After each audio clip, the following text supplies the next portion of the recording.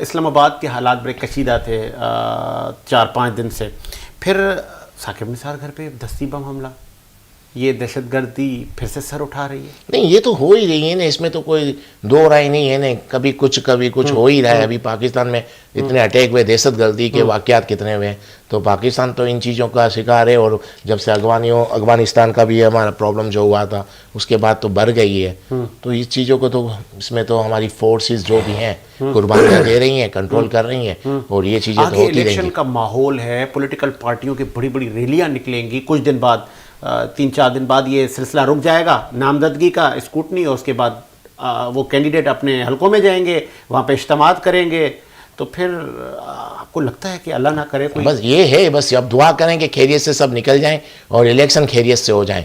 अगर पाकिस्तान में इलेक्शन हो जाते हैं खैरियत से, इनकी रैलियां और इनके जो भी जलसे और जुलूस भी तरीके से हो जाते हैं, तो मुझे लगता है बहुत अच्छा है पाकिस्तान के लिए। अगर ये हो जाता है, बिल्कुल अमन रहता है पाकिस्तान में, इलेक्शन हो जाते हैं, तो बहुत बड़ी बात है। आपको याद होगा 2007 की जब इलेक्शन कैंपेन चल रही थी तो हमने एक वज़ीर आज़म गवा दी, फॉर्मर वज़ीर आज़म बेनज़ीर साहिबा की रैली में ही अटैक हुआ था।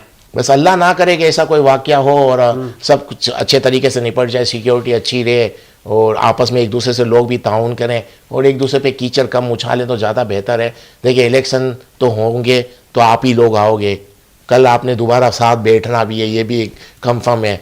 तो अब अभी से एक दूसरे पे इतने कीचड़ मत उछालो कि बाद में फेस नहीं कर पाओ। गवर्नमेंट आप ही लोगों को मिलेगी, आप ही मिल के करेंगे, यही है आगे का फ्यूचर। इलेक्शन में एक हुकूमत बन जाती है, सिंपल मेजॉरिटी के साथ कुछ इत्तेहादी मिला लेती है, उसके बाद एक सिलसिला ये भी है, मैं ना मानूँ।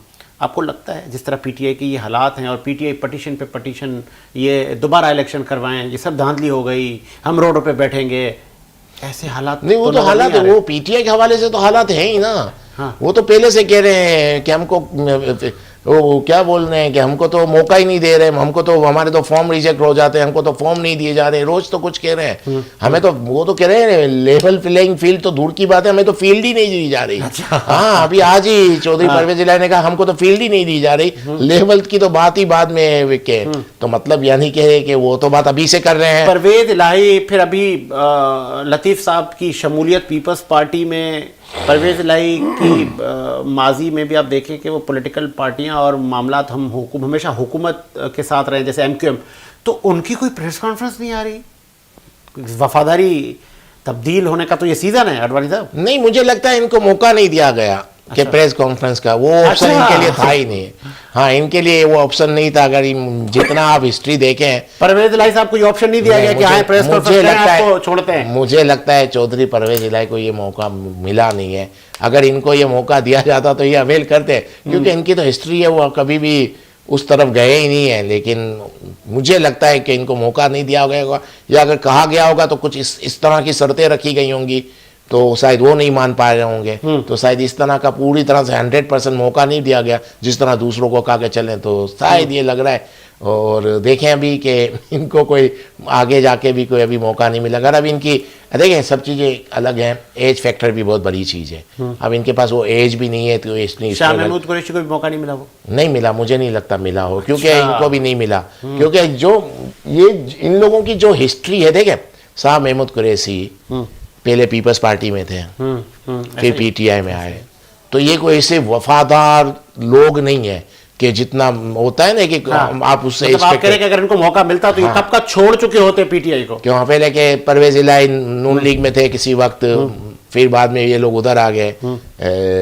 मुशर्रफ के साथ भी काफी टाइम रहे, तो मुशर्रफ के साथ आने का मतलब कंप्रोमाइज था। इसके बाद फिर एक बार वो पीपल्स पार्टी के डिप्टी प्राइम मिनिस्टर भी बने थे, प्राइम मिनिस्टर डिप्टी बने थे। तो इसका मतलब ये है कि परवेज इलाही साहब हर मौके के साथ होते हैं। फिर पीटीआई के स्पीकर बने पंजाब असेंबली के। तो मतलब कहने का ये ऐसे इस तरह के इनकी हिस्ट्री नहीं है, या इनका बैकग्राउंड, इनको अगर देखें तो अगर आप इनकी लाइफ को, तो ये ऐसे लोग नहीं है कि किसी एक पार्टी के लिए इतनी वफादारी निभा सके। तो मुझे लगता है इनको मौका नहीं। आगे आपका शाह साहब।